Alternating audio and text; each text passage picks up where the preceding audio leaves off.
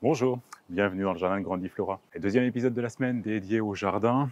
Ce qui est plaisant à cette période de l'année, c'est qu'on sent là, chaque journée, en fait, la météo quand même progresse et c'est un petit peu plus agréable de sortir et de retirer quelques épaisseurs. Donc voilà, ça c'est mi-avril, c'est le charme, mais on le sait bien, le dicton il est là. Au mois d'avril, ne te découvre pas d'un fil, donc faut être prudent. Bien, aujourd'hui, on va travailler avec les éléments que la nature nous donne. Et là, je vais parler de cette cordyline qui est juste là. Parce qu'en fait, il y a 2 ans, elle a perdu totalement son feuillage. Vraiment, c'était surprenant. Les pieds à la base, alors qui n'étaient pas le même sujet, les mêmes pieds, hein, qui étaient 2 pieds différents, même 3 pieds différents. En fait, ceux-là, ils ont maintenu leur feuillage, mais ce grand sujet qui était au milieu du massif, totalement déplumé. Donc, je l'ai laissé, parce qu'en fait, les cordylines, c'est une structure un petit peu différente, et il arrive que l'on voit percer sur le tronc des pousses. Donc je pensais vraiment que l'année dernière, des pousses seraient apparues. À regarder encore ce printemps, je vois rien démarrer, donc je pense vraiment que la plante, elle est totalement morte. Alors, 2 options. Bien entendu, la première, de la retirer, parce que c'est quand même une structure morte au milieu du massif, c'est pas terrible. J'ai envie d'essayer autre chose, et j'ai envie de l'utiliser comme support pour justement jouer avec cet élément qui n'est pas joli du tout, quoique il a quand même une structure, mais c'est quand même un élément qui n'est pas positif. Donc je vais l'habiller. Et l'habiller de plantes, bien entendu. Plusieurs annuelles répondent à cette qualité. On va rencontrer le lipomée, le volubilis, on va rencontrer le pois de senteur, bien sûr, et on va avoir la Suzanne aux yeux noirs. Alors c'est vraiment une expression qui est particulière, parce qu'on va trouver cette plante qui va avoir une fleur en entonnoir, assez large en fait, hein, qui va faire 3, 4, 5 cm de diamètre, et qui va avoir cette particularité d'avoir le cœur très très sombre. Alors pour les variétés qui sont plus souvent jaunes et oranges, c'est vraiment un cœur noir. Là, pour la variété qu'on a choisie, on est plutôt dans le rose, et c'est plutôt un rose foncé, très soutenu, pourpre, qui va être au cœur. Alors je ne vous cache pas que j'ai cherché l'étymologie de ce nom commun, Suzanne aux yeux noirs, parce que vraiment je ne comprends pas l'origine. Et surtout que quand on tape sur Internet, on se rend bien compte que cette variété qu'on appelle Fumbergia alata, son nom botanique, en fait, Black Eye Suzanne, c'est vraiment son nom commun également en anglais. Donc ça doit vraiment être une description du pays d'origine, mais je ne la connais pas. Donc si vous connaissez cette origine et pourquoi on l'appelle Suzanne aux yeux noirs, eh ben je suis preneur de l'explication.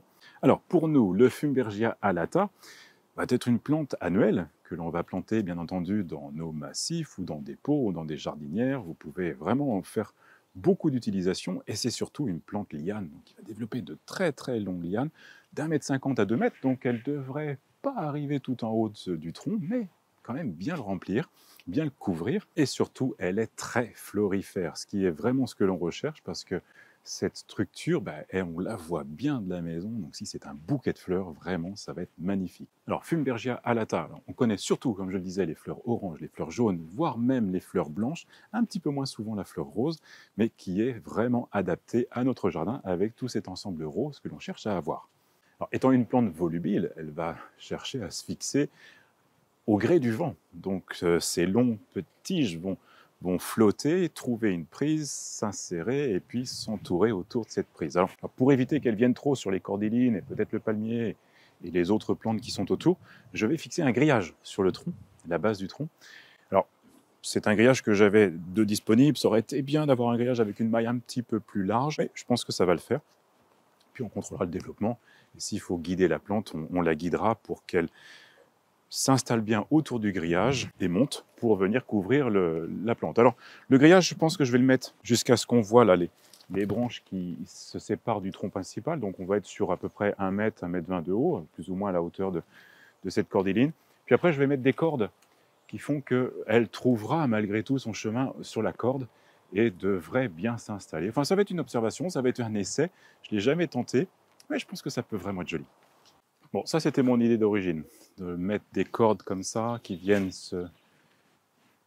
s'installer sur les V que la plante a pu faire avec les branches, les départs de branches. Et en fait, je trouve pas ça joli du tout. Ça va flotter, ça donne une couleur, ça reflète les rayons du soleil, donc ça me plaît pas.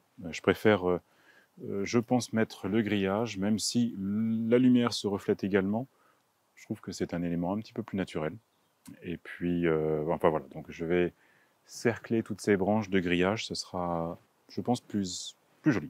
Voilà, les Fumbergia fleurissent de mai-juin jusqu'au gelé, donc ça va être une longue floraison. On attend à ce que ce soit, oui, proche du mois de mai, même si on voit, ça y est, les boutons sont là, sont présents, donc il va certainement y avoir quelques fleurs. Là, sur le courant avril-mai, mais ça va surtout être à partir du mois de juin, où j'espère que toutes ces tiges qui vont vraiment se développer, j'espère que mi-juin, elles seront déjà à mi-hauteur de la cordyline. Alors, vous les plantez dans un sol drainant, riche malgré tout. Et là, je dois avouer que je ne leur donne pas le meilleur contexte, parce qu'il y a du monde entre la cordyline. Vous allez voir, au niveau des pieds, il y a plein de fraisiers, donc voilà, il y a beaucoup de monde. Donc j'espère qu'elles auront quand même suffisamment d'éléments nutritifs pour se développer. Alors, je rajouterai, comme on a fait dans le potager hier, je rajouterai du sang séché, du sang desséché, pardon, et de la corne torréfiée pour leur apporter un peu plus d'éléments vraiment à leurs pieds. Puis on verra. Le deuxième élément qui n'est pas extraordinaire, c'est que c'est quand même une plante de soleil. Elle va peut-être souffrir ici d'être mi-ombre, d'avoir seulement le soleil entre les feuilles, le mouvement des feuilles dans le vent des cordylines qui sont au pied. Mais bon, voilà, on teste. Donc si ce n'est pas une belle expérience, si ce n'est pas une bonne expérience, on reprendra l'année prochaine sur autre chose, ou peut-être qu'on la fera tomber tout simplement. Voilà, alors j'espère qu'elles prendront bien. Comme je l'ai dit, ce n'est pas une plante d'ombre, vraiment une plante de soleil, donc j'espère que son installation va le faire, et puis qu'elle va voir que la lumière, elle est juste au-dessus, donc elle va pousser un peu plus vite. On verra. Donc on a planté la variété Funbergia alata rose sensation, donc j'espère vraiment qu'elle va donner sensation. Bon, pour les autres tâches de la semaine, si vous avez un petit peu de temps pour votre jardin, alors il y a bien entendu la tonte de la pelouse, et ça c'est le plus régulièrement possible, c'est la meilleure lutte contre les mauvaises herbes si vous voulez garder une pelouse bien verte. Une autre tâche, ça va être la taille des plantes de haies. C'est important à cette période de l'année là où tout pousse, de bien ramifier les branches. Donc on les taille pour faire en sorte qu'il y ait plus de feuilles pour vraiment faire des haies denses. Donc voilà, taille des haies. Bien entendu, mettre de l'engrais maintenant comme on l'a fait au niveau de nos plantations, mais dans tous les massifs, mettez de l'engrais. Ça va permettre d'apporter ces éléments nutritifs quand la plante démarre, elle va trouver l'azote nécessaire pour bien se développer. Donc voilà, important. Donc nous, on va étaler du sang desséché et de la corne torréfiée, comme on a fait hier dans le potager et aujourd'hui autour de la cordyline pour les Suzanne aux yeux noirs. Il y a aussi le carottage qui est important de faire maintenant. Donc en fait, là, ça y est, notre pelouse, elle est bien installée. Et donc de pouvoir créer des trous pour aérer et faire en sorte que le système racinaire des graminées se développe mieux et que les graminées, naturellement, soient plus denses. Voilà, donc carottage, c'est un élément que vous pouvez également pratiquer maintenant tous les week-ends, enfin une fois par semaine, c'est très bien. Et puis le dernier élément, c'est le désherbage. Et ça, on n'en s'en sort pas dans le jardin. Alors bien entendu, le paillage aide beaucoup, on le voit bien entre les zones où on a paillé régulièrement cette saison pour nos plantations. Et bien voilà, là maintenant, il va falloir le faire sur toutes les zones où on a laissé un petit peu cette tâche derrière nous. Mais là, ça nous rattrape très très vite. Donc désherbage, un autre élément essentiel dans les tâches des semaines à venir. Je vous retrouve demain pour les plantes en pot. J'en ai bien.